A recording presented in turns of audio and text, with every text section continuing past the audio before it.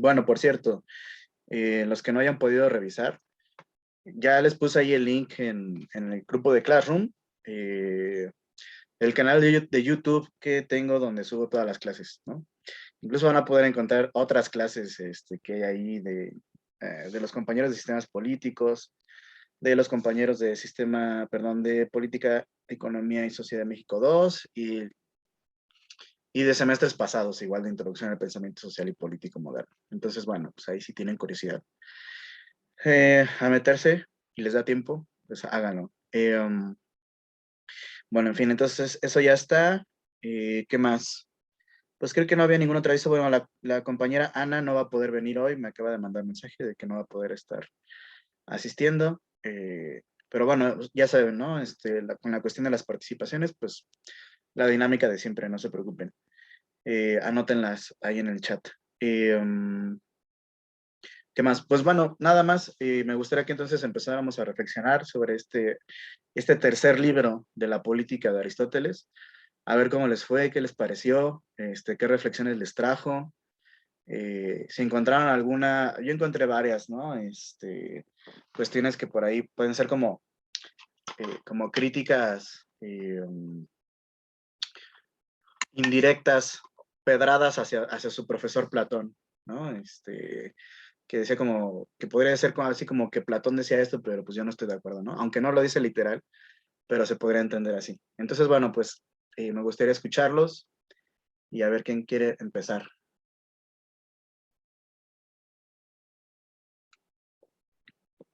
Sí, Yair, adelante, por favor. Ay, chale. Es del libro que leímos, ¿verdad? Ujú. De física. Pensé que más iban a alzar la mano. Me gusta ser siempre terceros, ¿no? Pero bueno, A ver, dale, dale. yo rescato que es un buen libro ya que comienza desmenuzando todo de una manera entendible. O sea, primero define qué es, permítame tantito, qué es el gobierno y lo define como una organización impuesta por los miembros de un Estado, los ciudadanos, que son los elementos del Estado. Y luego también te da una serie de características que tienen las personas o, bueno, los miembros que no son ciudadanos, las cuales son que no son ciudadanos los que fueron elegidos por medio de un decreto, los que comparten un lugar con los que tienen derechos por tratados y también define a los ciudadanos incompletos, que son los jóvenes porque no han cumplido la mayoría de edad, y los retirados, que son bueno, los viejos. Y también una persona que no es un ciudadano es la que ha sido juzgada con una pena o que han sido desterrados.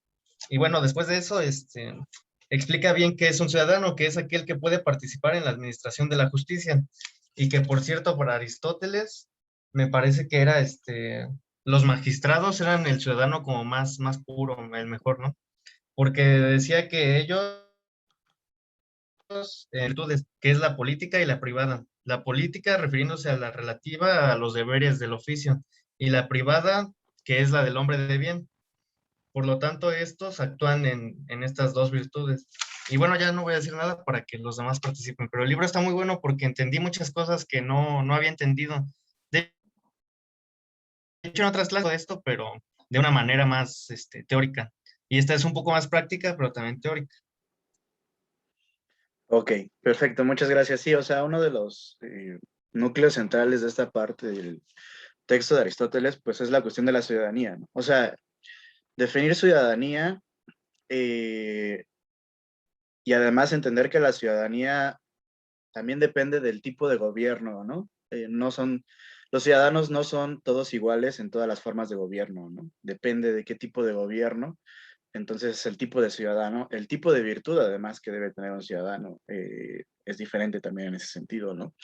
Entonces, depende de la constitución de una ciudad, es decir, de la forma en la que se haya organizado el gobierno, cómo debe ser el propio ciudadano, ¿no? Aunque por ahí la definición que Aristóteles utiliza más es la definición de ciudadano en una democracia, porque pues bueno, él está en Atenas, es lo que ve, aunque como ya les decía, él no es un ciudadano ateniense, eh, sino que es un meteco, así se las llamaba a los extranjeros. es un meteco. Entonces, bueno, no formaba parte de las decisiones importantes de la ciudad de Aristóteles, ¿no?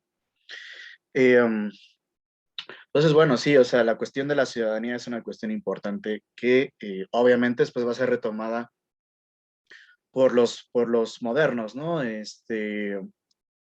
Por los ilustrados y luego por los revolucionarios burgueses de las distintas transformaciones que hubo a partir del siglo XVIII, ¿no? Comenzando con la propia Revolución Francesa, que retoman esta palabra de ciudadanía, ¿no? No solo desde la perspectiva griega, sino sobre todo desde la perspectiva romana, aunque nosotros no vamos a poder meternos o profundizar con la perspectiva romana que hubiera sido leer a Cicerón. Sin embargo, bueno, creo que con Aristóteles tenemos un buen punto de partida para entender un poco, al menos el principio del debate sobre estas cuestiones, ¿no? Bueno, muy bien, el compañero Gael, por favor.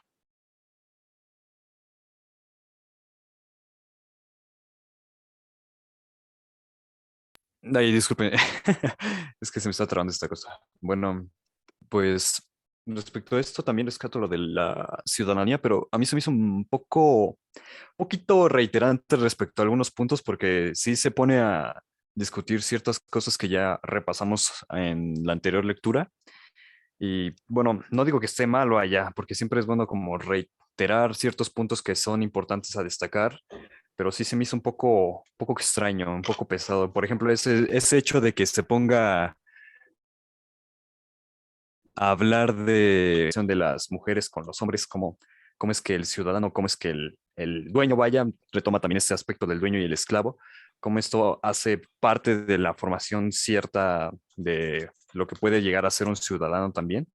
Y realmente me pareció también curioso la forma en que se veía la ciudadanía en esos entonces, porque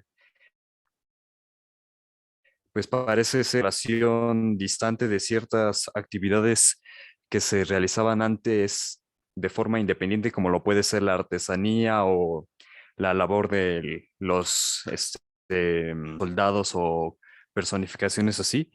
Y se me hace interesante una frase que mismamente habla de esto, la cual indica que si se quiere que el artesano sea también ciudadano tal como la hemos definido debe entenderse con relación no a todos los hombres de la ciudad, ni aun a todos los que están solamente la cualidad de libre, si tan solo respecto de ellos que no tienen que trabajar necesariamente para vivir.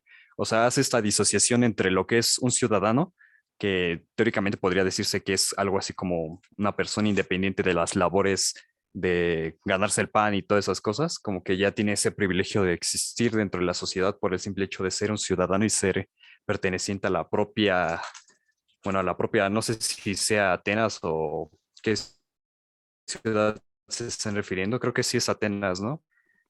Y no sé, me parece una buena construcción también. Concuerdo en eso con mi compañero Yair, la forma en la que va construyendo todo este aspecto de los ciudadanos dentro de la sociedad y dentro de lo que es el propio Estado. Pero bueno, lo que más destaco, como pues ya dije, es esto de que la ciudadanía, cómo se observaba de una forma tan paralela a lo que puede ser la vida de cualquiera de nosotros, porque pues actualmente lo vemos como que, el que mantiene su ciudadanía y también puede hacer otras cosas independientes a lo que es el labor de un ciudadano, puede trabajar, puede ponerse a practicar algún deporte, alguna disciplina. Y ahí como que se disociaba mucho esto de ser ciudadano con las personas que mantenían los laburos, los trabajos, vaya, o los propios soldados o los propios... Ok, es que sí, hay una cuestión ahí importante, una diferencia importante entre los antiguos y los modernos, ¿no? En esta cuestión de la ciudadanía, sobre todo porque los griegos entendían que, y, y, y bueno, no solo los griegos, también los romanos, e incluso los primeros liberales, ¿no? O sea, los liberales, bueno, ahorita les explico eso, lo de los liberales y la democracia, pero en realidad lo que pasaba era que ellos pensaban que, o sea, para tú poder interesarte por las cosas de la ciudad, y para poder participar en los asuntos de la ciudad, pues tenías que tener tiempo para poder hacerlo. Y en ese sentido, pues si tú trabajabas y te tocaba ser un trabajador de sol a sol, pues ¿cómo ibas a participar tú en los asuntos de la ciudad? ¿Cómo ibas a ir al ágora a discutir? ¿No? No se podía ejercer una ciudadanía plena si tú no tenías ese privilegio, ¿no? Incluso ahora, o sea, véanlo, ¿no? O sea, entre nosotros o entre sus padres o sus conocidos, quien sea, seguramente hay gente que trabaja de sol a sol, que trabaja de 8 de la mañana a 8 de la noche, una cosa así. Y díganme en qué momento puede ejercer ahí su ciudadanía, en qué momento puede pensar sobre los asuntos de la ciudad. Si lo único que hace es pensar sobre que tiene que ir a trabajar y que tiene que ir a trabajar para poder ganar dinero y que con el dinero que gana, pues apenas le da para vivir al día, ¿no? Entonces no puede pensar mucho a futuro, tiene que pensar mucho en el momento, mucho cómo se van dando las cosas en el día a día. Pues una ciudadanía plena no se puede desarrollar así, ¿no? Por eso, pues muchos ahora en la actualidad defienden que hay derechos, que debe haber derechos sociales básicos para que pueda haber una democracia plena, ¿no? Es decir, no es nada más en términos jurídicos de poner, te doy el derecho a que, te doy derecho a que votes por tus representantes y por tus gobernantes, ¿no? Ok, eso sucede cada 6 años, cada 3 años, y luego en el medio tiempo de todo eso, ¿qué sucede? Uno ya no es ciudadano, ¿qué es lo que pasa ahí, no? Y además si uno vive debajo de un puente y tiene que trabajar mendigando y tiene que hacer esto y aquello, ¿en qué momento va a poder él desarrollar su propia ciudadanía, no?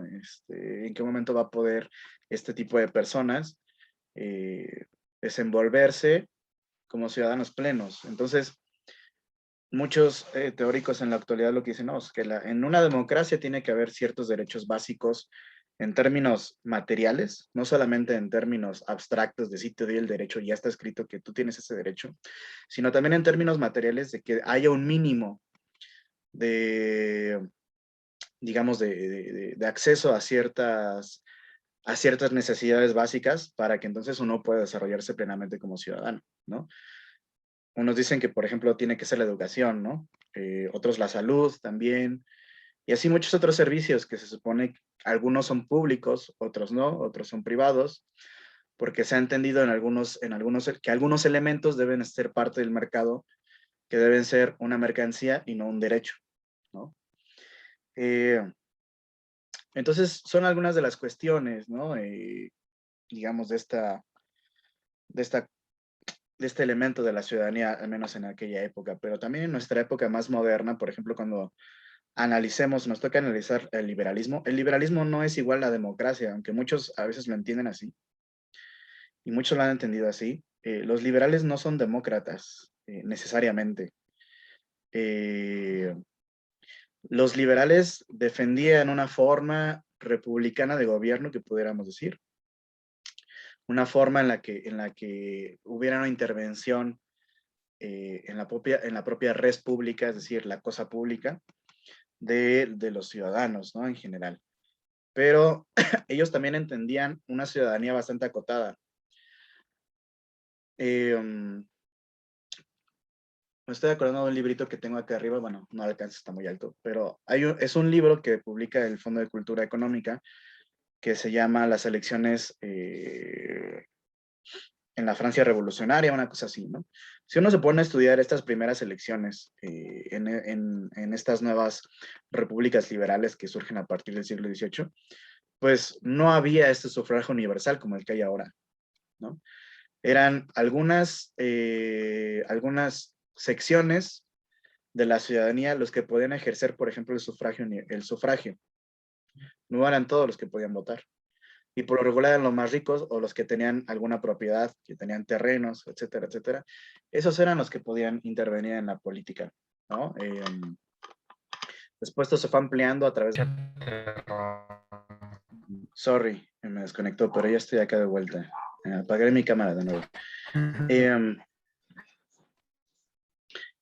había, No, pues ¿me escuchan? creo que se le fue, ¿no? Sí, Sí, sí, sí, perdón. sí, ya. Sí. Ok, ok, ok. Bueno, ya tendré mi cámara así apagada. ¿Qué les decía? Ya se me fue la onda. Bueno, sí, en términos estrictos, pues el liberalismo no es igual a democracia, aunque ha tratado de adaptarse el liberalismo a la democracia, pero pues no es lo mismo, ¿no? Y han tenido que haber ciertas luchas en la época moderna para que los derechos políticos se amplíen a las mayorías, ¿no? Pero pues eso no ha sido gratis, ha tenido que ser a través de movilizaciones, de revoluciones, etcétera. Bueno, entendiendo esto, entonces la cuestión de la ciudadanía en términos de quién realmente podía participar y que esa participación estaba determinada, pues obviamente en función de cuáles eran tus recursos, pues creo que podemos ir entonces entendiendo mejor qué es lo que Aristóteles va a entender por ciudadanía, ¿no? Bueno, Fátima, por favor, adelante.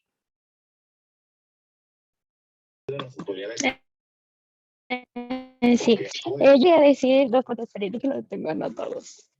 Ok, Sí, sobre que los hombres subsisten, pero el Estado cambia. El hecho de que, o sea, sí tiene razón, lo pensé y dije, pues sí, es cierto, ¿no? Si el Estado va a cambiar conforme los ciudadanos cambien sus objetivos y sus intereses. Y también me llamó mucho la atención el que dice que el ser que obedece y el que no obedece y el que manda no deben aprender las mismas cosas. Entonces siento que como siempre nos dan la idea de que si eres dominado, siempre vas a ser dominado y no vas a poder ser dominante en las vidas cuentas. claro, ¿no? Esto también dependiendo de qué tipo de gobierno sea el que estemos hablando, ¿no?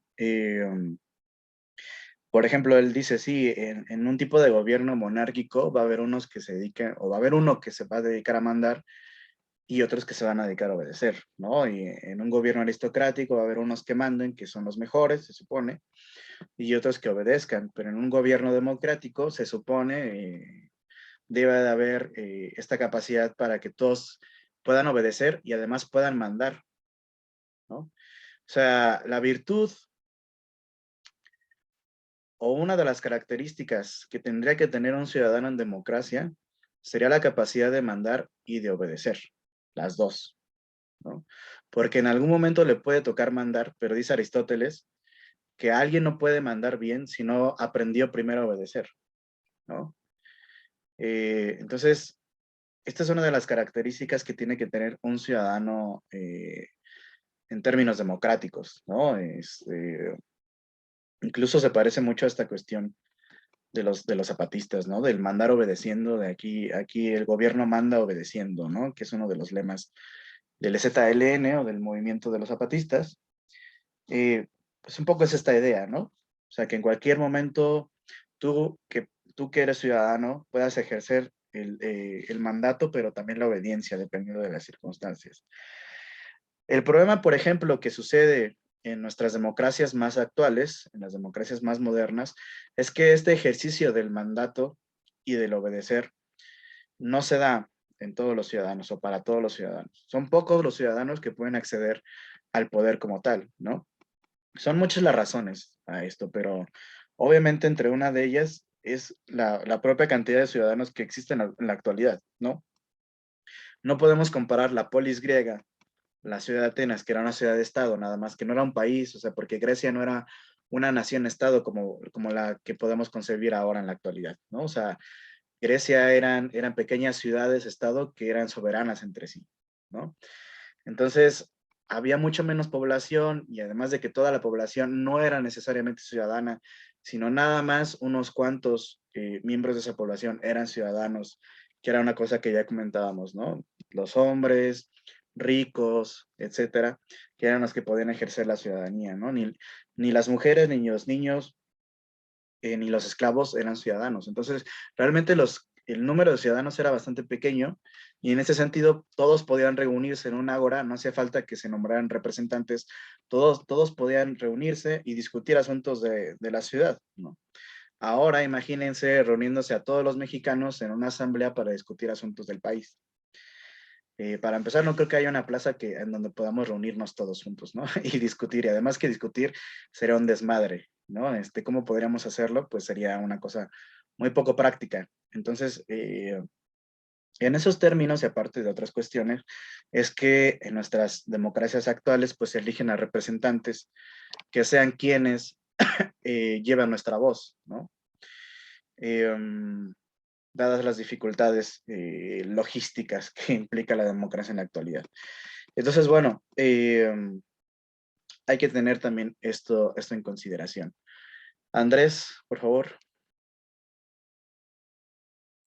Gracias, profe. Bueno, mi participación iba pues sí, casi todo era lo que ya se mencionó, como el hecho de que solamente se consideran ciudadanos a las personas, bueno, que no son muy, que ya pueden ejercer un rol como tal pues sí, de poder tomar decisiones, de poder reunirse para tomar decisiones con respecto a la población. Que bueno,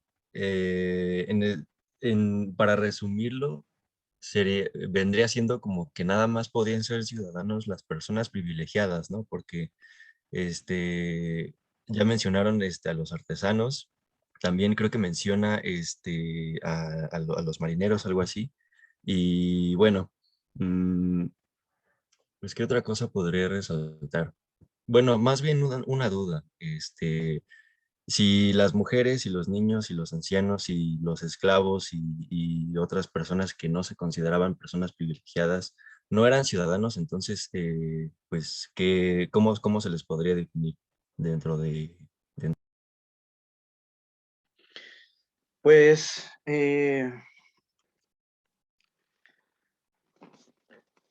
pues, por ejemplo, estaban los metecos, ¿no? Que ya mencioné que eran los extranjeros, que obviamente tampoco eran ciudadanos y no participaban de los derechos, ¿no? De la ciudad. Pues los esclavos, pues eran cosas, como ya vimos la propia definición de Aristóteles, ¿no? Utensilios vivos, ¿no? Dice por ahí.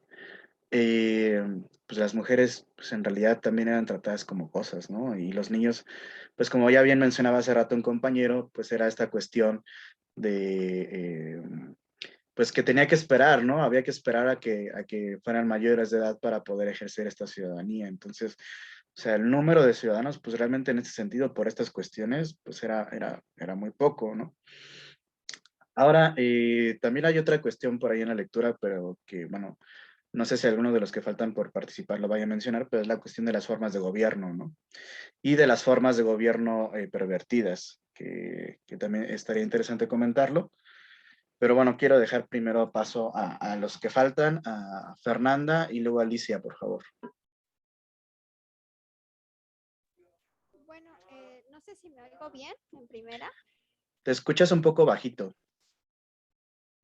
Bueno, es que como traigo los audífonos, quién sabe si me oiga bien, pero trataré de hablar fuerte. Ahí estás ya. A mí este capítulo me gustó mucho, mucho más leerlo que el anterior, porque habla sobre la calidad de personas que deberían de gobernar. Digo, aquí se ambienta en Grecia y es un poco más pequeño y cuesta un poco pasarlo a la sociedad de ahorita, pero pues aún así habla de personas que quieren gobernar y pues eso se me hace padre, aunque la mayoría de personas no cuentan con esta disposición. De aquí yo destaco que me gustó mucho que habla y los que saben obedecer, porque creo que es un concepto que muchos retoman y me recuerda mucho cuando hablan sobre personas con madera de líder y no sé qué tanto, ¿no? Entonces, pues que estas personas intrínsecamente buscan hacer lo mejor en los trabajos que participan. También con mi comentario, como en Grecia, y en una parte habla sobre los gobiernos de una persona que pues tienden a ser despóticos y no sirven. Y digo, pues en el paso de la historia lo vemos después con la... Y se me hizo curioso cómo pudo adelantarse tanto a esos años sin saberlo, ¿no? Sin haber experimentado esa parte. Perdón, esa última parte no te escuché bien, no sé si podrías repetirla, por favor. Es que hablando de que estaba ambientado en Grecia, pues Ujú. era, no, casi casi, y no se conocía cómo eran las monarquías con una sola persona. Entonces, en el capítulo sí habla y se adelanta muchos años a explicar de estos gobiernos despóticos que realmente no funcionan si no tienen a una aristocracia para decidir las cosas del pueblo. ¿Sí me oí? Ok, sí, sí, muchas gracias, ahora sí. Eh, claro, ¿no? O sea, bueno, en realidad sí ya había habido estas formas de gobierno, ¿no? Con la anterioridad. Por ejemplo, en Esparta había una monarquía, ¿no? Aunque era una monarquía electiva y además más bien era una diarquía, ¿no? O sea, era como el gobierno de dos, había como dos reyes, ¿no? Obviamente conocían el caso de los persas porque, bueno, los persas fueron los grandes enemigos de los griegos en algún momento de la historia. Y pues en Persia pues había un rey, ¿no? Un rey absoluto que dominaba, ¿no? Y entonces, o sea, sí, sí le habían tocado este tipo de experiencias, verlas, conocerlas, ¿no? A partir de la historia de otros autores, por ejemplo, Herodoto, que es uno de los primeros historiadores que existe, ¿no? Que van hablando de un montón de formas de gobierno, ¿no? Lo que no había, lo que sí hizo Aristóteles por primera vez, fue, digamos, de cierta forma ir haciendo categorías para nombrar estas formas de gobierno, ¿no? O sea, él dice, ¿no? O sea, de todas estas formas de gobierno que pueden existir en el mundo, podríamos nosotros resumirlas en tres, ¿no? Que es la monarquía, la aristocracia y y la democracia, ¿no? Son las tres formas de gobierno puras que él encuentra, ¿no? Y que además tiene la característica de que buscan el bien común o el bien general, ¿no? Eso es lo que caracteriza a los gobiernos puros o a los gobiernos no pervertidos.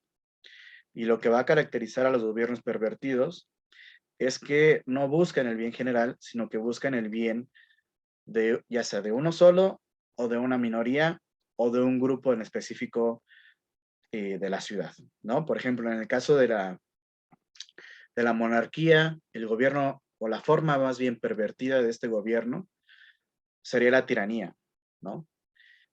¿Por qué la tiranía? Porque no la tiranía el rey o el tirano solamente piensa en sí mismo, ¿no?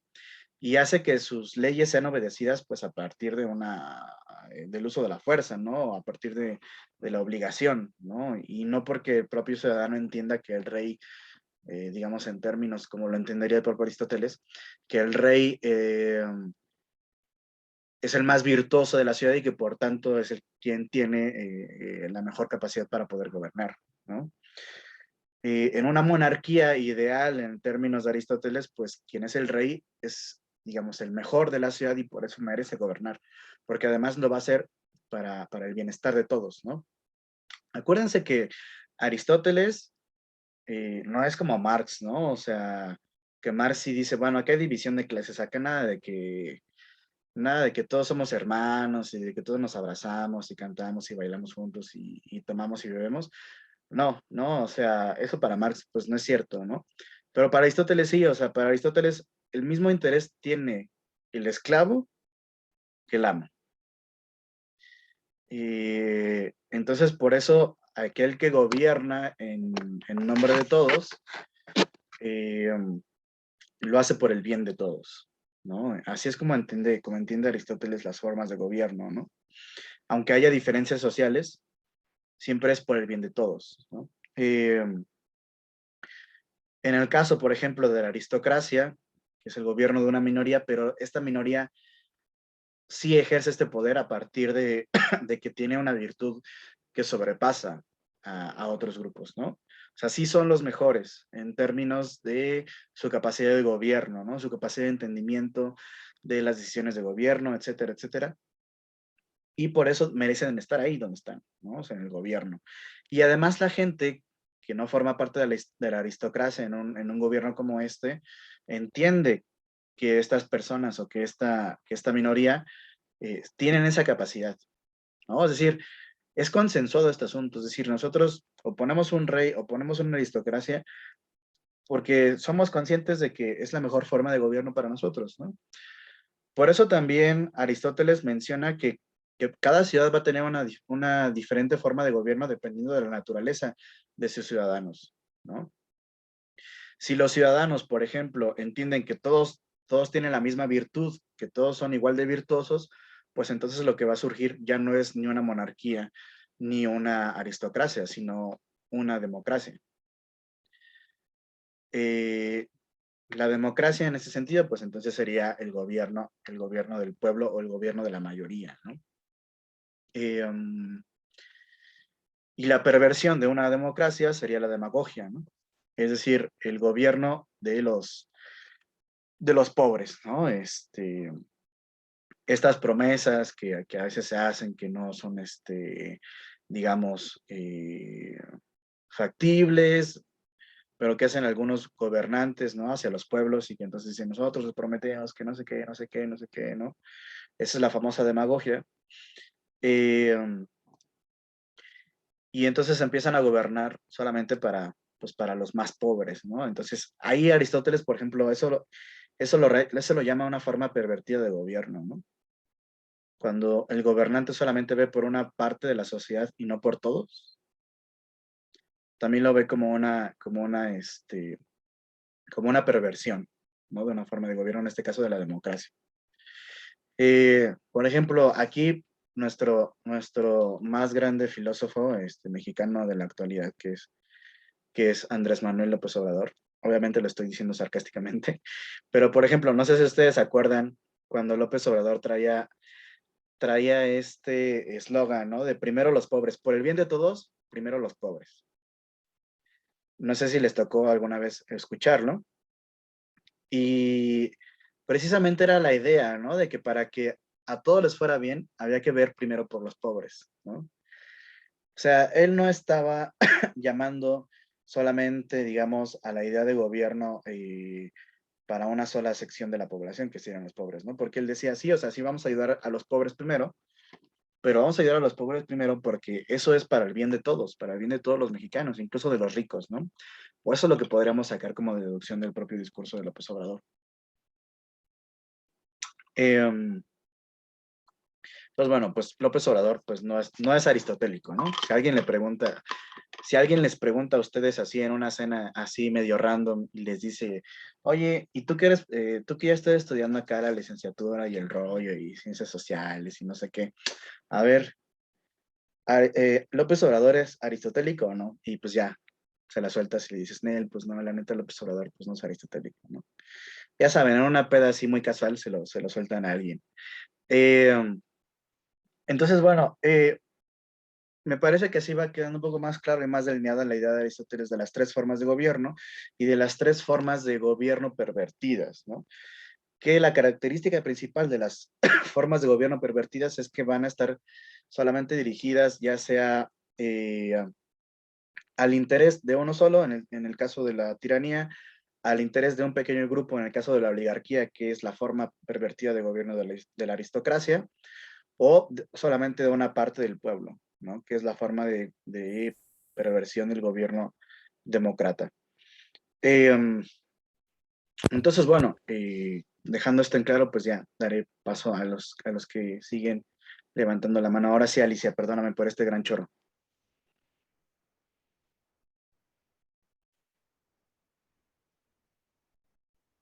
Eso, yo lo que identifiqué en la lectura es como este desprecio que se tiene hacia los que no bueno, hacia los que no son ciudadanos,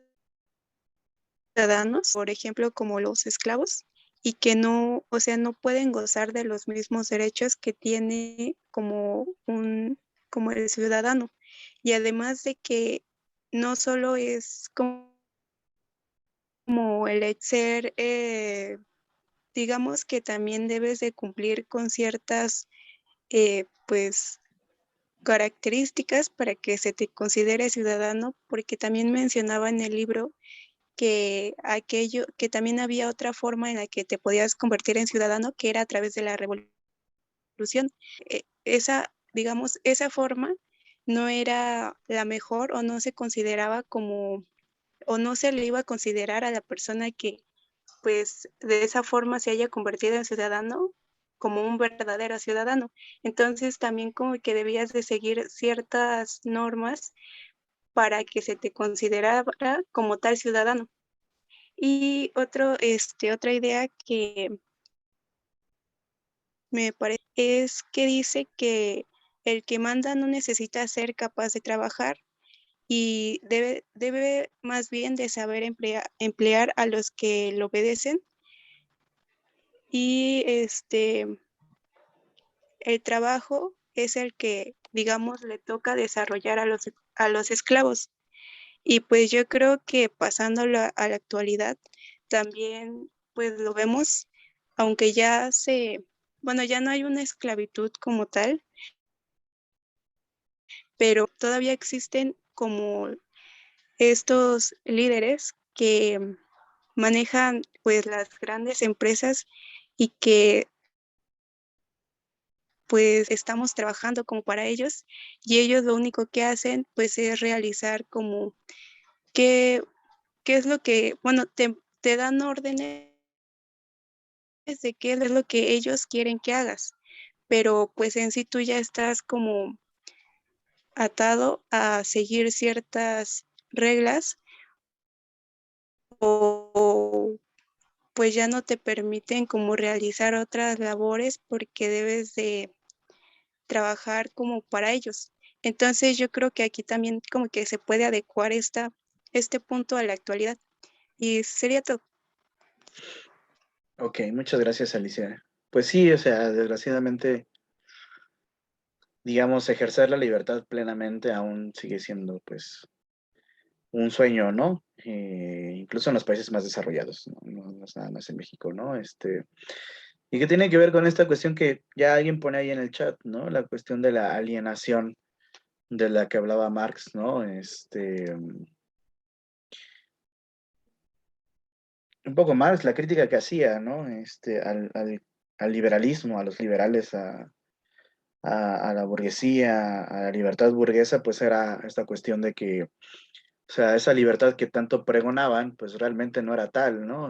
Que había unos límites, ¿no? O sea, para empezar, pues que libre no era mucho el trabajador, ¿no? Eh, Primero porque el trabajador, pues, como bien dices tú, tiene tiene que obedecer, digamos, de cierta manera, pues, digamos, las directrices de la empresa, del patrón, etcétera, etcétera, en lo que se le va un montón de tiempo de vida, ¿no?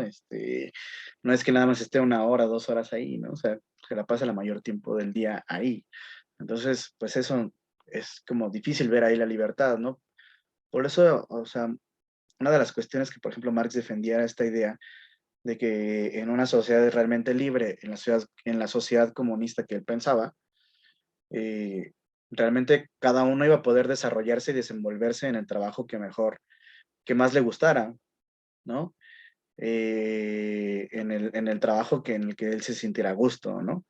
Pero si uno termina haciendo o trabajando en un lugar que no le gusta por necesidad, pues qué tan libres somos, ¿no? Ahí sería una de las preguntas que podría hacerse desde el marxismo, ¿no?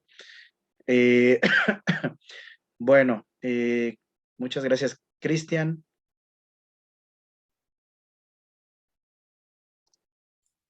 Pues ya nada más es como hablar eso de pues de la libertad. Pues, por ejemplo, a mí lo relaciono un poquito con nuestra profesora, que es una periodista que nos habló que en alguna ocasión siguiera algo así, me parece, y nos recomendó una película, un documental sobre un periodista mexicano muy importante. No recuerdo exactamente su nombre, pero era sobre eso, de que pues fue un crimen. Las películas se llama Red Privada, ¿quién mató se llama Manuel Buendía, el, el periodista que les digo, y pues era muy reconocido, ¿no? Y nos va narrando cómo se va abriendo paso, pues aunque se supone pues es país libre y lo que quieran, no, cuando se empezó a meter en temas ya más políticos y me parece más sobre la CIA en México, fue cuando pues uno de sus socios, de Manuel Buendía, comenta que él le dijo, no, pues me van a matar porque hablé de esto. Y pues tristemente, y la realidad de, como usted dice, no solo de aquí, ¿no? Sino de muchos desarrollados, pues la libertad de expresión siempre está como limitada hasta cierto punto, ¿no? Mientras no molestes a las grandes élites, creo yo, pues te puedes expresar libremente. Y en este caso es triste, tenemos, a lo mejor ya no, a lo mejor ya somos considerados como sociedad desde niños, ¿no? En este caso, y las mujeres, aunque les falta pues mucho camino para que realmente puedan ser tratadas por igual, ¿no? Porque es triste, pero pues, es verdad que por el mismo puesto, por el mismo trabajo, les pagan menos y aunque tienes pues un avance en la sociedad, resulta que no, pero pues bueno, ya no está tan atrasado como antes y poco a poco tengo la esperanza de que la sociedad vaya cambiando y ya, nada más quería comentar eso. Ok, ok. Pues habrá que ver, ¿no? Y, o sea, toda esta cuestión de la libertad, pues es súper, súper compleja. Además, yo creo que hay diferentes dimensiones de la libertad que podríamos discutir y que podríamos pensar. Porque no sé hasta qué punto podamos ser libres, incluso de nosotros mismos, de nuestros pensamientos, ese famoso inconsciente del que habla Sigmund Freud, ¿no? En términos políticos, hasta qué punto podamos ser libres en términos sociales, ¿no? Etcétera, etcétera, etcétera. Em, yo creo que sí existe la libertad, pero la libertad, digamos, eh, en términos relativos, ¿no? En términos de que depende de qué es lo que hablemos, puede haber más o menos libertad, ¿no?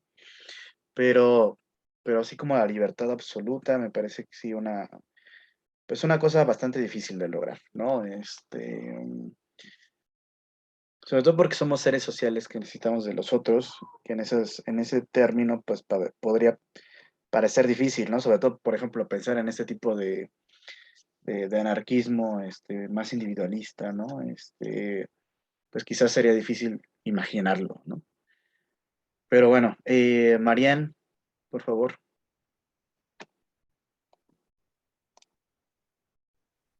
¿Sí se escucha? Sí, A la lectura algo que me pareció importante es como esa discusión que se hace sobre dónde es preferible poner el poder, si en en varios, porque plantean que toda alma humana es apasionada y por ende corruptible, porque es más susceptible a ciertas cosas. Dice que una cosa en gran cantidad es siempre menos corruptible. Y eso me puso también pues a pensar porque creo que ya lo veíamos en la película que nos dejó de los 12 hombres que deciden y pues ciertamente sí, porque si nada más hubiera sido una persona la que hubiera tenido que juzgar al tipo, si tuviera, bueno, le tocaba el que lo pensó antes de decir culpable, pero si fuera cualquier otra persona hubiera dicho, me quedo con lo primero que vi y hablé. Entonces, creo que eso es como interesante porque no caemos como en la opinión única. claro, sí, esa es la parte donde habla, ¿no? De si la monarquía podría ser un mejor gobierno que el de varios, ¿no? Que si el gobierno de uno no puede ser mejor que el gobierno de varios. Y un poco a la conclusión que llega a partir de precisamente esta reflexión que ahora tú mencionas, pues es que no, ¿no? O sea, que siempre es mejor que haya más gente discutiendo porque piensan mejor, eh, más personas que una sola, ¿no?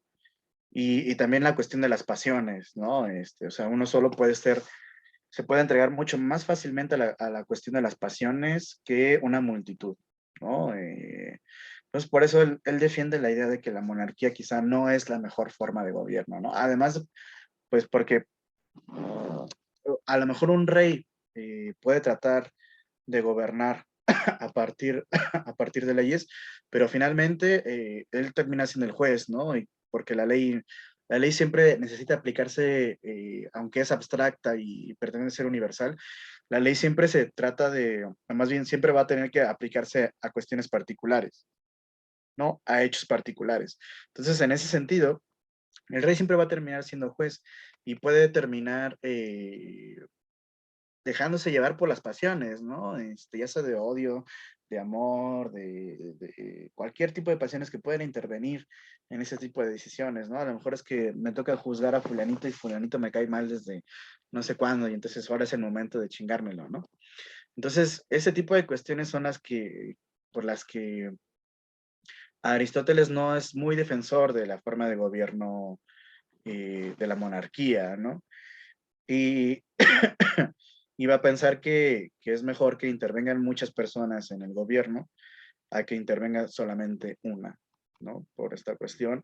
Y que obviamente la racionalidad va a estar mucho mejor representada en más personas y también en la propia ley, ¿no? Y esto va a ser una cuestión que vamos a ir viendo a lo largo del semestre con los otros autores en términos de que la ley parece ser, al menos para los modernos, una cuestión mucho más racional, que es a lo que a los modernos les encanta, que es la racionalidad, ¿no?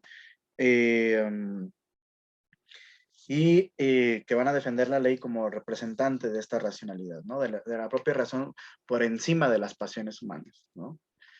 Ya veremos hasta qué punto también esta cuestión de la racionalidad es defendible. Hay un libro por ahí de Theodor Adorno y Max Horkheimer que se llama Dialéctica de la Ilustración.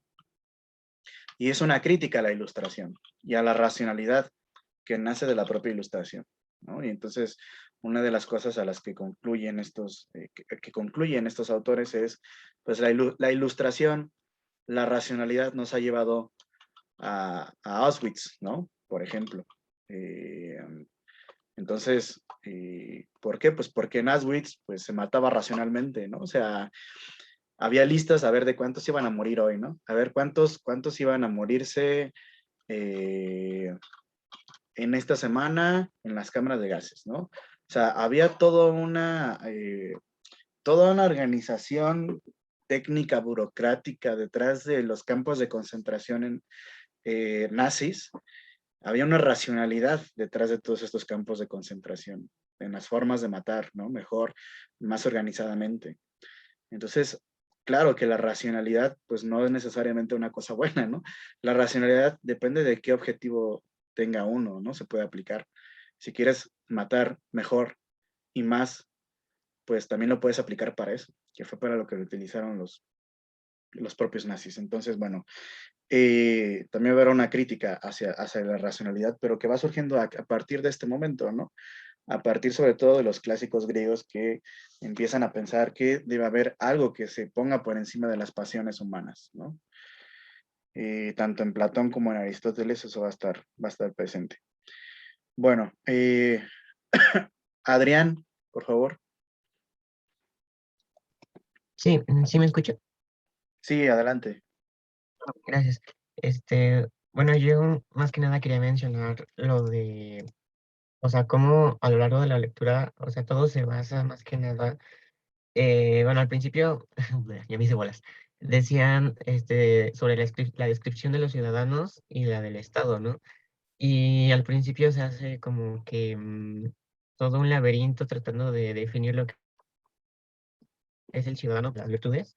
Y ya conforme fuimos avanzando, también que se define el Estado, no pude evitar notar que, o sea, sí, como se menciona en un futuro de la lectura, de si bien el Estado podía cambiar y sus ciudadanos ser los mismos, o los ciudadanos cambiar por completo y el Estado ser pues, el mismo, exactamente como era antes, ¿no? Entonces, como que vi que le dan mucha importancia más que nada a lo que ellos pueden definir como el ciudadano virtuoso o la virtuosidad en su sociedad, como en las formas de gobierno dicen, por ejemplo, en la monarquía, el gobierno de uno, pero que aunque sea el gobierno de uno, es el gobierno de ese uno para el bienestar común, para un fin en general, ¿no? No solamente ver por sus propios intereses.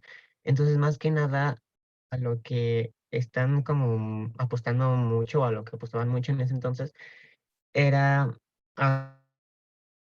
hacia su concepto, una virtuosa, bueno, del hombre virtuoso, el que, si bien, sin importar la forma de gobierno, si era en conjunto o la mayoría o uno solo, todo se basaba más que nada en las buenas intenciones o en lo que podemos decir, por ejemplo, hoy en la ética y moral de ese hombre o de esos hombres al gobernar, ¿no? Porque criticaban más que nada en, en si gobernaban para todo el pueblo o si gobernaban para ellos solos. Y de ahí también vi que hacen como hincapié en una parte de la lectura en intentar definir como en la República, que es el gobierno de, pues sí, de la mayoría, pero para el bien general, cómo de ahí pueden salir dos ramas, la oligarquía o la demagogia, que es siendo de los pobres, o sea, de la inmensa mayoría, dominando a la minoría rica, la minoría de gran clase, ¿no? Para ellos. Y el otro, el gobierno de la minoría rica, dominando a toda la gran mayoría pobre, pero en ambos casos, pues, o sea, que no veían por un interés como no veían. Entonces, me di cuenta que a lo largo de la lectura nada más se basaban más que nada en eso, en si el hombre era virtuoso o no, y que en eso se basaban, pues, en gran parte de toda su filosofía que los regía como sociedad, porque también, o sea, en todos los libros que hemos leído hasta ahorita que hablan, solamente dicen el hombre, el hombre, el hombre, y siempre que mencionan a las mujeres, las mencionan como aquellas que no tienen derecho a nada, y de hecho, en algún punto de la lectura también, por ejemplo, también sería como aquel que da las órdenes y la mujer como parte de la sociedad que las tiene que obedecer, que nada más su única virtud puede ser confiar en sus amos, en sus jefes, refiriéndose al hombre, en que está tomando una buena decisión en base a su virtud. Entonces, pues bueno, más que identifique que mucho lo basan en lo virtuoso. O sea, sí se me hizo muy, pues, lo que ahí podemos decir como muy filosófico, porque pues hoy no es solamente si el que está a cargo es virtuoso, ¿no? Sino si también tiene las capacidades, ¿no? Y bueno, sería todo de mi parte. Claro, muchas gracias, Adrián. Sí, me quedo con varias cosas que tú dices. Primero, la cuestión esta de la virtuosidad, ¿no? O sea, acuérdense, en aquella época ser virtuoso era precisamente interesarte por las cuestiones de la ciudad, ¿no? Por las cuestiones de todos. Esa era una cuestión virtuosa. Por eso incluso de ahí viene la palabra idiota, ¿no? Los idiotas eran los que no les interesaban las cuestiones de la ciudad, ¿no? Y, y se relaciona mucho esto con el propio objetivo de la ciudad, o sea, de la constitución de una ciudad. Con constitución no me refiero al papelito que le llamamos constitución, ¿no? Sino, o sea, cómo se conforma, el momento en el que se conforma la ciudad, ¿no? Por las distintas familias, etcétera, que ya vimos, ¿no? En la primera parte de Aristóteles, y que remarca aquí ahora de forma muy importante, ¿no? En este libro tercero, y que se diferencia explícitamente con su maestro Platón, ¿no? O sea, si para Platón la reunión de diferentes comunidades en una ciudad era con el objetivo de establecer la justicia, que es en torno, este concepto de justicia en torno al cual se va discutiendo se va construyendo toda esta discusión sobre la república. En Aristóteles no es nada más para que haya justicia o para que haya comercio o para que, etcétera, etcétera. O sea, una ciudad se funda para que sus habitantes puedan encontrar la felicidad, ¿no? Y así tal cual lo dice, ¿no? O sea, ese es uno de los, o más bien es el fin esencial de cualquier ciudad, ¿no? O de los que viven en una ciudad, ¿no? es la condición esencial, ¿no? O sea, obviamente, claro, también tiene que haber justicia y debe haber comercio, y etcétera, etcétera, etcétera, pero eso no es lo esencial en una ciudad. Lo esencial es precisamente que quienes forman parte de ella sean felices, ¿no? Y esa es una diferencia importante con Platón. O sea, para Platón lo importante es la justicia y a partir de la justicia viene todo lo demás, ¿no? Todo lo bueno. En Aristóteles no, en Aristóteles lo primordial es la propia felicidad de quienes habitan en esa ciudad. Por tanto, quien participa en los asuntos de la ciudad está aportando para la propia felicidad de la ciudad, ¿no? Cada uno obviamente tendrá su propia forma de felicidad, ¿no? Y esa es otra cosa que también menciona ahí, que ahorita quisiera que habláramos un poco, que es la cuestión de que hay que mostrarnos iguales con los que son iguales y hay que actuar con desigualdad con los que son desiguales, ¿no? ¿Qué quiere decir con esto? Pues que la felicidad no va a ser lo mismo para todos, ¿no? Para los amos, pues obviamente va a ser una, para los esclavos va a ser otra, ¿no? Para las mujeres otra, para los que se dedican a ciertas profesiones otra, ¿no? Entonces, la felicidad no va a ser igual para todos, ¿no? Sino que va a ser diferente en términos de que todos son desiguales, ¿no? Una cosa súper curiosa que, por ejemplo, ahora en nuestra actualidad casi siempre la felicidad para todos casi siempre debe ser la misma, ¿no? Tener dinero, tener éxito, etcétera, ¿no? Desenvolverte profesionalmente en lo que hagas, no sé, ¿no? Eh, y no se conciben otras formas de felicidad casi, ¿no? Entonces, hay como una especie casi como de imposición también, ¿no? Este tipo de ideas de que es que si no eres exitoso, entonces no estás siendo feliz y entonces, ¿qué te pasa, no? Y te hacen ser a huevo exitoso, ¿no? Y uno se siente mal si no es exitoso. Y se culpabiliza a sí mismo, ¿no? Si no es exitoso, es que no estoy siendo exitoso, pues la estoy cagando, estoy haciendo alguna cosa mala, entonces uno se deprime, etcétera, etcétera, etcétera, etcétera, ¿no? Entonces, para Aristóteles era muy importante esta cuestión de que había unos que eran iguales y había otros que eran desiguales, ¿no? Y que aquí me quiero meter a esta cuestión en la que quería hablar desde la semana pasada, pero que preferí esperarme hasta esta, que era la cuestión de la discriminación positiva. ¿Quién sabe qué es la discriminación positiva? Que levante la mano. Ajá, Gael, por favor. Hasta donde yo tenía entendido, la discriminación positiva era como esta forma que hacen de rezagar a las personas, pero sin necesariamente vincularlo con algo negativo, tipo... Es que es un concepto que tengo es muy confuso de entender a palabras, o bueno, para mí es difícil explicar más bien a palabras, pero hasta donde yo entendía era esta situación en donde discriminas a alguien, pero no necesariamente estás insultándolo ni tampoco estás agrediéndolo, como se suele decir que la discriminación tiene ese motivo. Vaya, si estoy mal o si simplemente es una idea súper vaga que tengo, pero hasta donde sé y lo que había escuchado, no sé ni siquiera dónde lo escuché, creo que lo escuché el otro día en una conferencia, creo, pero sí, más o menos eso creo. Ok, ok, más o menos por ahí va, por ahí va. A ver, María José, por favor. Yo tenía alguna vez, alguien me lo comentó como, o sea, creo que está mal, pero igual va a ser como una pregunta, ¿no? Como, no sé si ha visto la película de, creo que se llama La Ayuda o de Help, de, de la servidumbre negra en Estados Unidos en la época de los 50. Hay una escena en donde están discutiendo, por ejemplo, la, la creación de baños para sí, para la servidumbre dentro de las casas. Alguien dice como una frase de que somos,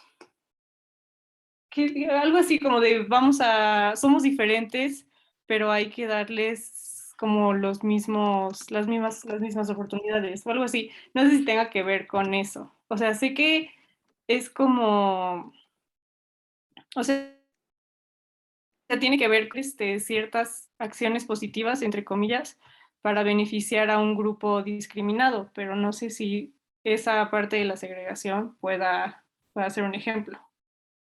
Sí, totalmente, ¿no? Ya empezamos a dar ahí en el clavo. Eh, sí, son este tipo de políticas que se llevan a cabo para, digamos, apoyar a aquellos grupos que históricamente han sido marginados, ¿no? Por distintas cuestiones, ya sea cuestiones de género, cuestiones étnicas, y otras muchas cuestiones que pueden haber, incluso hasta religiosas, ¿no? Compañera Raquel, por favor. Profe, creo que ya lo explicó usted muy bien, pero yo solo quería ver si un ejemplo son los vagones rosas en el metro.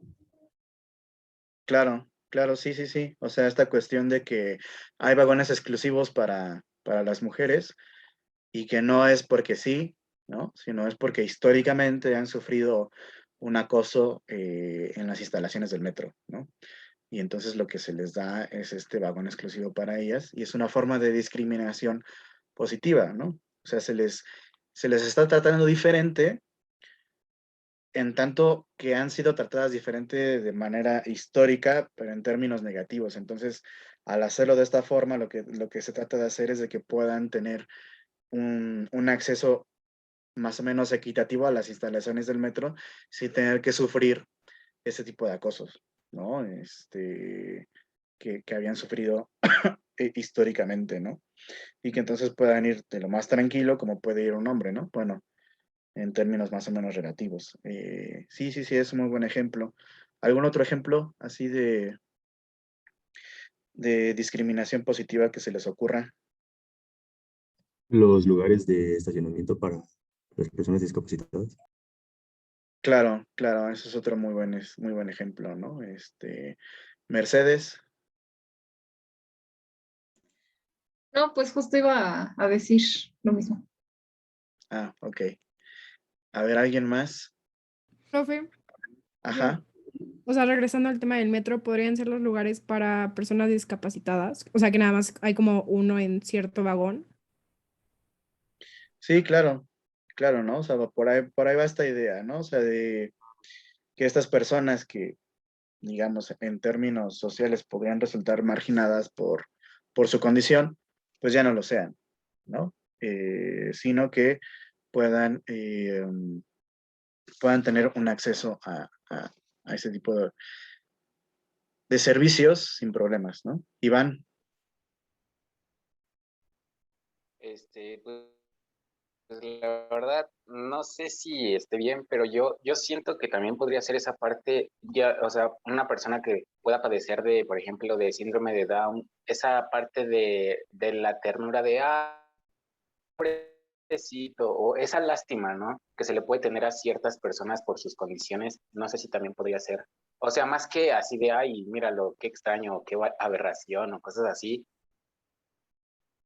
más como las citas, o sea, como una atención muy, muy centrificada por su condición. Bueno, la verdad es que, bueno, no estaré seguro. Yo no he convivido con tantas personas, en realidad nunca he convivido con una persona que tenga síndrome de Down y no sé si, por ejemplo, este tipo de atención tan marcada sea una cosa que les agrade, ¿no? Si no sientan precisamente como que están siendo discriminados por su condición, ¿no? O sea, de que, mira lo pobrecito cómo Así es. sufre, ¿no? Justo. Entonces, quizá eso no sería un tipo de discriminación positiva. Quizá lo que sí sería un tipo de discriminación positiva sería que, por ejemplo, se le aseguraran a ese tipo de personas ciertos lugares dentro de la universidad, ¿no? De las universidades públicas, ¿no? Que a lo mejor históricamente no lo han tenido y entonces haría falta que se le aseguraran estos lugares, ¿no? Creo que eso podría ser un tipo de discriminación positiva hacia este tipo de personas. Jesús. Profe, pues no sé si quedaría también, porque estaba escuchando un podcast que supuestamente los alemanes tratan muy bien a los judíos ahora sí que por todo el contexto histórico que tienen detrás, y con ellos son bastante amables. ¿Entraría en ese aspecto la discriminación positiva? Bueno, aquí habría que preguntarse qué tipo de políticas específicas, si es que las hay en Alemania, hacia los judíos, pues cuáles existen, ¿no? Porque digamos, una cosa es la discriminación positiva, que es una política pública, y otra cosa es que tú trates personalmente, de manera personal, muy amablemente a otra persona, ¿no? Eso no necesariamente sería una política Sí. pública, ¿no? Sería otra cosa. ¿Quién más? A ver, Mercedes, creo que otra vez levantaste la mano, ¿verdad? Sí, me acordé de otro ejemplo.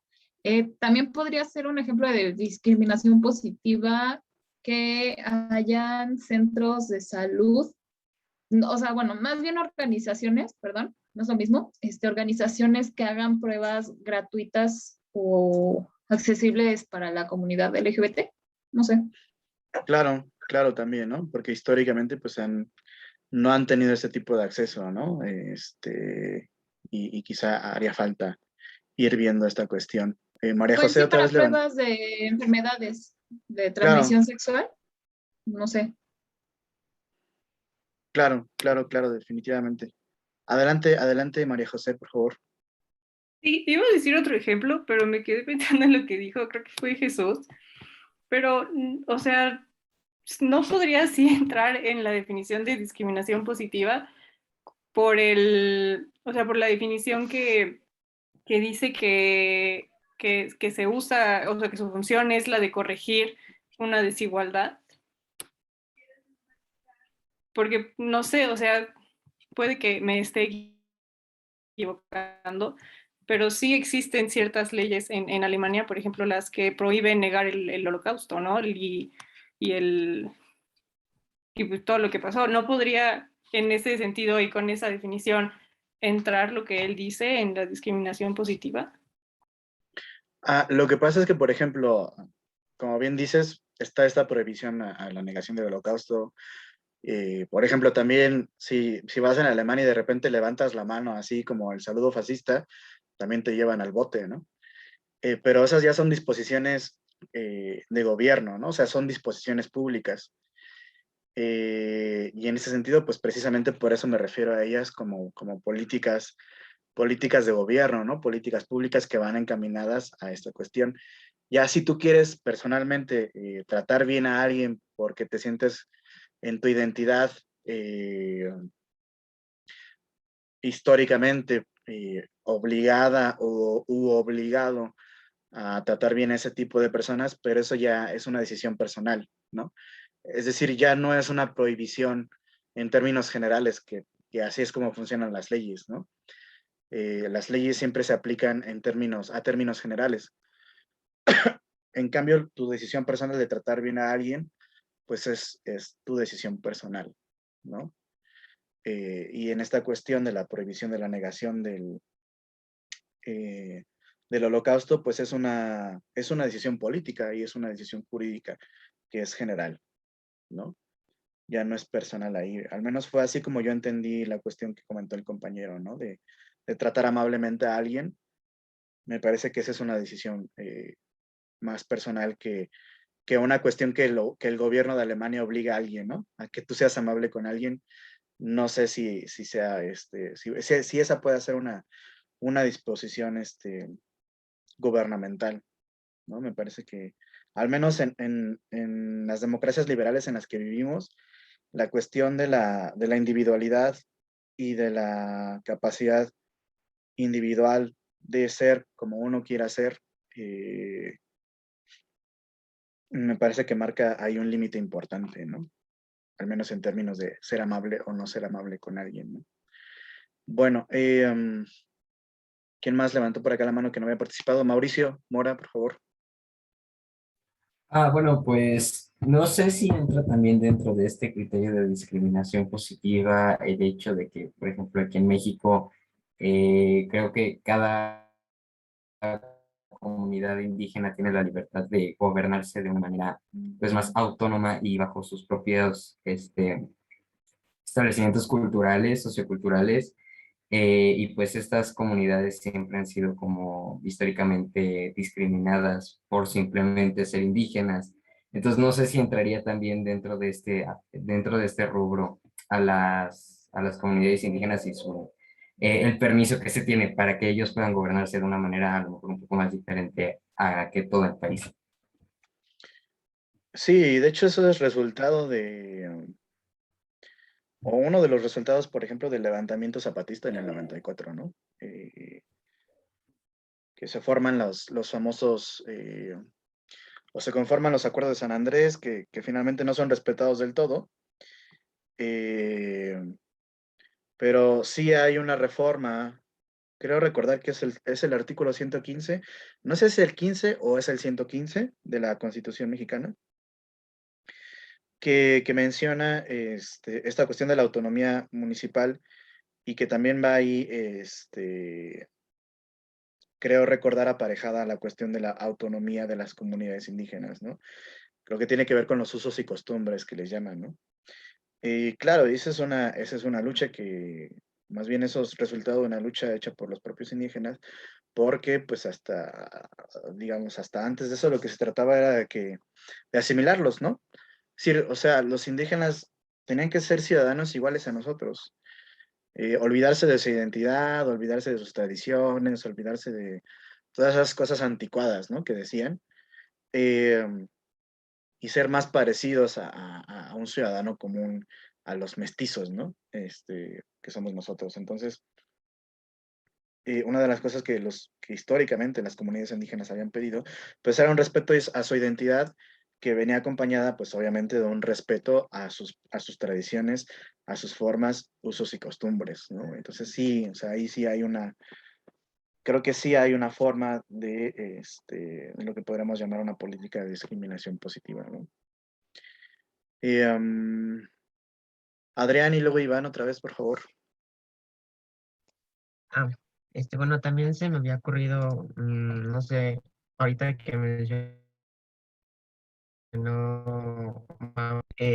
por ejemplo, con las becas que ahorita hay de jóvenes construyendo el futuro, si no mal recuerdo, había una beca que era exclusiva para jóvenes indígenas. Bueno, o sea, se me ocurre porque, o sea, si bien tengo entendido el término de discriminación positiva es como de dar a algún grupo que sufre de discriminación étnica, racial o incluso de género, como algún, ¿cómo decirlo? O sea, como algunas necesidades de las que carece. Por ejemplo, o sea, si en el caso de los indígenas podría ser como el trato que les hemos llegado a dar a través de los años, o no sé, también se me ocurre de las mujeres, como ya había mencionado, por ejemplo, lo de los vagones rosas, pero también, por ejemplo, que llegan como a, no sé, algunas acciones. Creo que también había una alerta aquí en la ciudad de alerta de género, pues era más que nada para indicar que las mujeres estaban, o sea, como que había cierto peligro, pero que, o sea, yo lo veo, esta política como, como la que da como ciertos beneficios, si bien, o sea, yo diría que a veces lo llegan a hacer por lástima más que por el de que de verdad quieran ayudar a corregir la situación. O sea, que quieren dar como tales derechos o tales suministros en caso de que sea alimento o cosas que necesiten, pero que las políticas o la forma de hacer pensar a la sociedad siguen siendo las mismas. O sea, no se hace un cambio o no se hace alguna acción que como tal ayude a revertir esta realidad, sino que nada más es como para darles, digamos, pues sí, o sea, un poco de lo que se les ha negado por años y que de hecho es su derecho, o sea, el derecho a que los traten igual, el derecho a que no haya violencia de género, el derecho a que se acepte abiertamente a la comunidad LGBT, el derecho, por ejemplo, de que estaban haciendo el orgullo también por lo que pasa en Estados Unidos de, no me acuerdo cómo se llamaba, un joven que fue asesinado por unos policías solamente por ser de tez oscura, de tez negra. O sea, todas estas cuestiones que hacen que muchas personas sean discriminadas o alejadas, pues sí, de la misma sociedad y que solamente son políticas diseñadas más que nada como para mostrarse gentiles o mostrarse honestos cuando en verdad no lo son, o en verdad sus discursos de esta gente que hace lo contrario y sigue promoviendo que estas acciones sigan y sigan y sigan. Muchas gracias, Adrián. Claro, o sea, yo creo que, o sea, todo lo que has mencionado son muy buenos ejemplos de discriminación positiva que sí, como hemos dicho, van encaminadas a esta cuestión de tratar de aplicar ciertas políticas que van encaminadas a, digamos, a que estos grupos que históricamente han sido marginados, que pueden ser de muchos, desde muchas perspectivas, pues ocupen un lugar, digamos, privilegiado, precisamente por no haber tenido un lugar de igualdad frente a todos los demás en cierto momento histórico, ¿no? Por eso me interesaba mucho que leyeran esta parte, ¿no? Sobre la igualdad entre los iguales y la desigualdad entre los desiguales que Platón menciona en esta parte de la lectura, ¿no? Entonces, bueno, me quedaría yo con, digamos, en resumidas cuentas, con algunas cuestiones importantes de la lectura de Aristóteles, ¿no? Es decir, esto es lo que me gustaría que se llevaran, ¿no? Digo, hay muchas otras cosas, pero estas cuestiones que les voy a mencionar son con las que me gustaría que se quedaran, ¿no? En primer lugar, que hay diferentes tipos de ciudadanía dependiendo del tipo de gobierno, hay diferentes tipos de gobierno, que ya los mencionamos, monarquía, aristocracia, democracia, y cada uno de estos tiene sus formas pervertidas de gobierno, ¿no? La tiranía, la oligarquía y la demagogia, y que se caracterizan principalmente este tipo de formas pervertidas porque no ven por el bien general, ¿no? Sino que ven por bienes particulares o por un bien particular. ¿Qué más? Esta cuestión de que la ciudad, el fin de la ciudad, el fin de que la gente se junte para formar una ciudad, es la propia felicidad de esa gente que está conformándola, ¿no? No es nada más que haya justicia, no es nada más que haya comercio, dice incluso Aristóteles, ¿no? O sea, porque pues eso incluso lo podrían hacer hasta los animales, ¿no? Juntarse y ahí a ver qué hacen, pero dice, pues, ellos no tienen esta noción de felicidad, ¿no? Que solamente tenemos los seres humanos.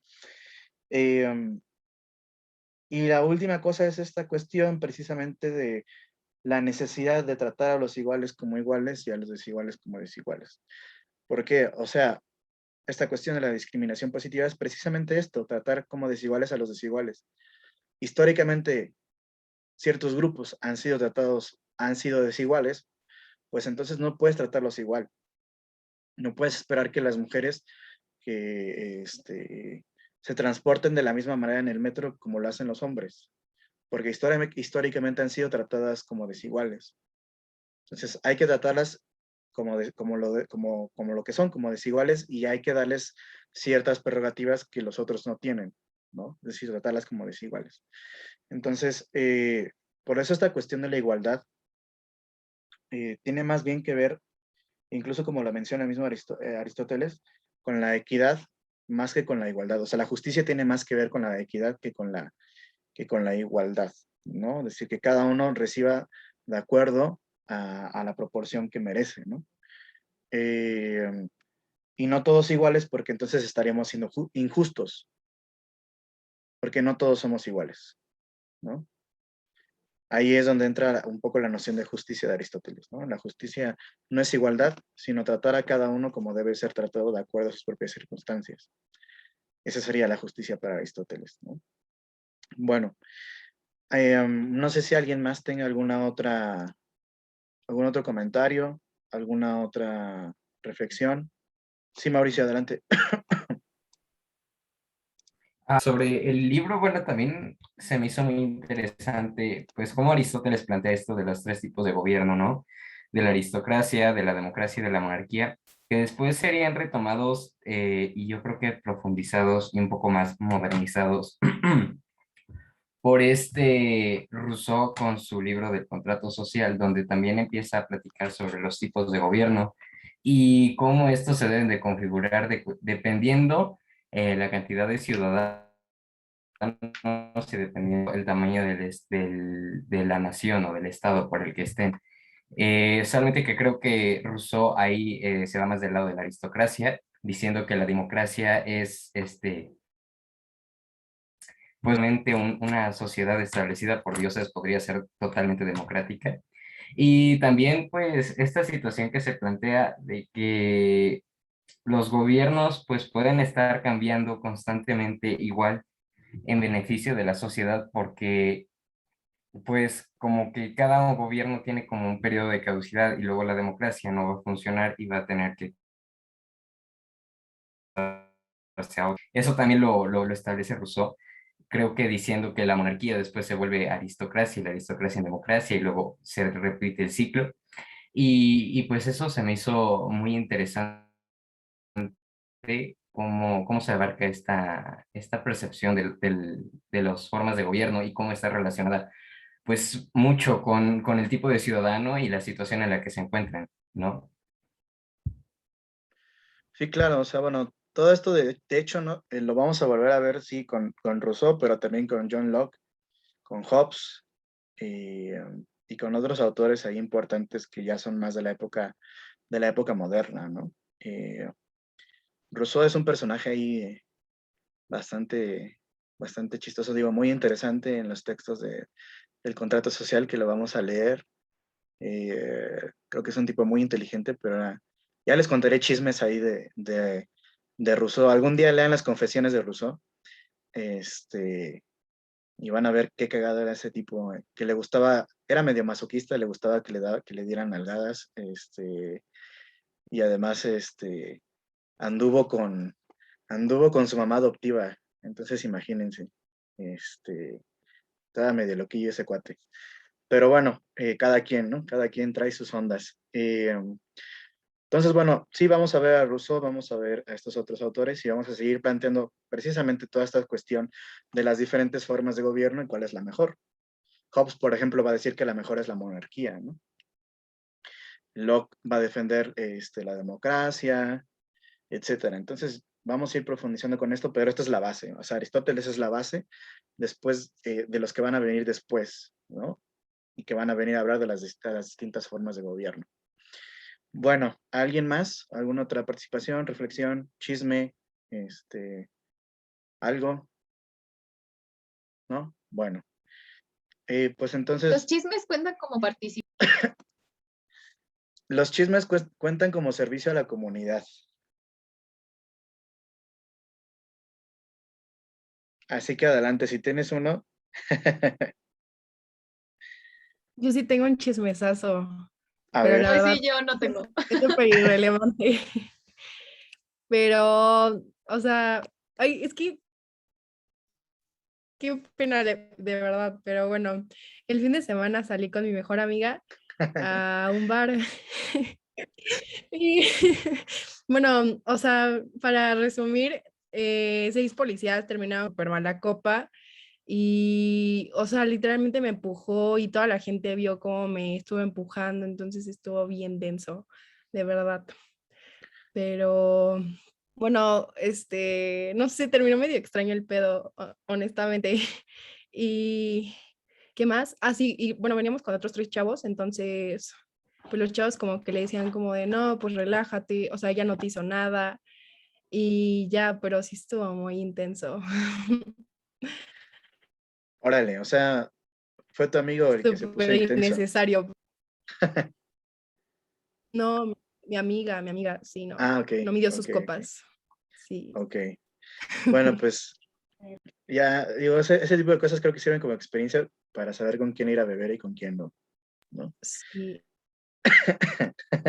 Todo fue, o sea, ay, o sea, ya metiendo detalles, todo salió porque un güey me estaba acosando súper duro. Entonces yo salí del lugar y llorando, ¿no? Y le dije como de, no, pues es que realmente yo ya me sentía muy incómoda y qué lástima que no lo puedas ver, ¿no? Y ella me dijo como de, no, pues arruinaste o sea, por tu culpa todos nos fuimos y no sé qué. Entonces como que sí estuvo muy intenso. Ya. No, bueno, pues qué feo, o sea, esta cuestión de que te hayan acosado y sobre todo, digo, a veces sí, como que los amigos no nos entienden, ¿no? No, digo, a veces no hace falta entender al amigo, creo, ¿no? A veces hace falta nada más escucharlo y a lo mejor nunca lo vas a entender, pero pues hay que escucharlo y si es posible, pues atender atender a lo que le sucede, ¿no? Eh, pero bueno, a veces no todos los amigos son así, pues qué feo. Yo creo que sí, que esto nos permite pues ver con quién sí hay que salir y con quién no, con quién sí se puede y con quién no contamos también. Entonces, Sí, estuvo muy intenso, pero pues gracias por escucharme.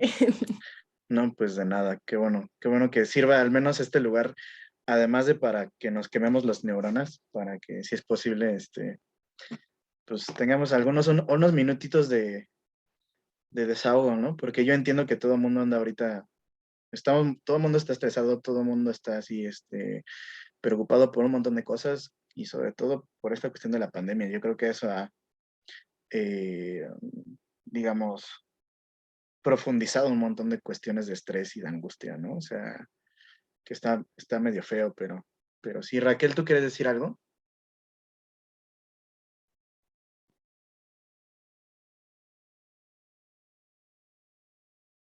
¿Ya no? Bueno. Mamita, esos no son tus amigos. Si me llevas contigo, te los desaparezco en unos 10 segundos, es lo que te digo. Gracias, gracias. Te los ahuyento más bien, ¿no? Porque no soy sicario. No. Pues sí, mira, ya tienes a alguien ahí con quien salir y con quien platicar. Sí, está bien eso. O sea, Y no uno se tú dirás. sí. Sí, yo creo que es importante que entre ustedes se vayan conociendo y vayan, pues haciendo amistad y que se vayan cuidando entre ustedes, porque pues, a veces uno solito no se puede cuidar. O sea, por más que quiera, el autocuidado está chido y todo eso, pero también uno necesita de amigos y amigas y que estén ahí, ¿no? Apoyando en este tipo de cuestiones. Entonces, pues pásense el WhatsApp, armen un grupo de WhatsApp de la clase, no sé, o entre ustedes, no sé, organicen algo y conózcanse pues para que puedan ir creando estos lazos que creo que son importantes, ¿no? Acá ya dicen que se organicen, ahí está, mire, organicen su reunión para irse conociendo. Um, bueno, si me quieren invitar, pues estaría chido.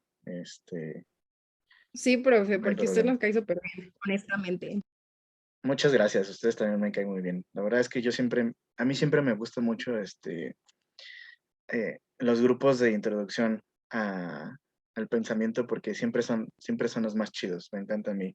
Me encanta que sean de primero. Me ha gustado siempre mucho eso. Entonces, bueno, sí, si lo organizan, pues ahí me invitan y armen su grupo y conózcanse y háblense y pues ya saben, ¿no? Que si juego mucho Play, pues sí, más o menos. Ahora no tengo mucho tiempo, pero sí trato de jugar Play. Entonces, que bola hotcakes, eso no lo sé. Tendrán que tendrán que conocerme para ver si bola hotcakes. Pero no sé, si un día nos conocemos, pues vayamos por unos hotcakes para aparentar mi olor real, ¿no? Entonces, bueno, eh, no sé, ¿alguien más quiere decir alguna otra cosa?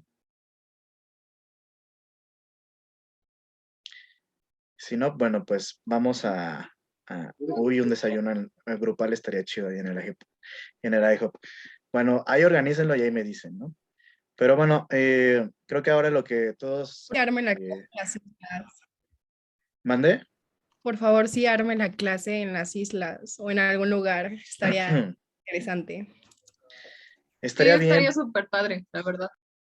estaría bien, o sea, la verdad es que a mí también me gustaría mucho, pero no, les digo, no sé, o sea, sí me da cosilla esto de que se vayan a enterar por allá y nos vayan a cajetear. Bueno, ustedes no, a mí por llevarlos, y que bueno, Y además sí pienso en aquellos que a lo mejor no vayan a poder asistir por distintas cuestiones, ¿no? Porque no sé si todos vayan a poder ir y pues también sería discriminatorio con aquellos que no pueden ir, ¿no?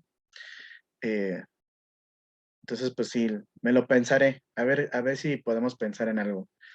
Que no dejemos a nadie atrás, ¿no? Pero bueno, pues les propongo que vayamos a cenar. No sé si hotcakes, los que tengan hotcakes, pues que se echen unos hotcakes, los que no, un panecito dulce o algo así. Pero pues vamos a cenar, ¿no? Y acá la dejamos, déjenme terminar de grabar.